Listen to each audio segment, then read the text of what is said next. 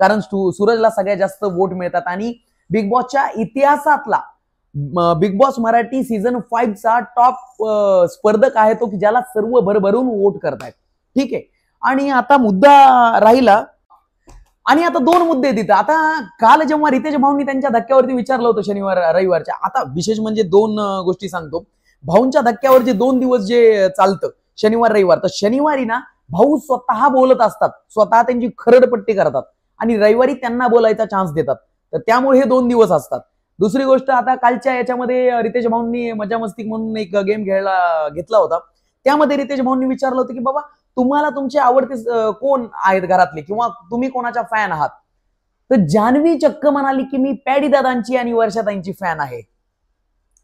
आता हे जे राजकारण जे आहे, म्हणजे तिला आता महाराजला तिला माहितीये की घराच्या बाहेर निघाल्यानंतर आपल्याला म्हणजे बिलकुल इज्जत नाही मिळणार आहे, आपल्याला काही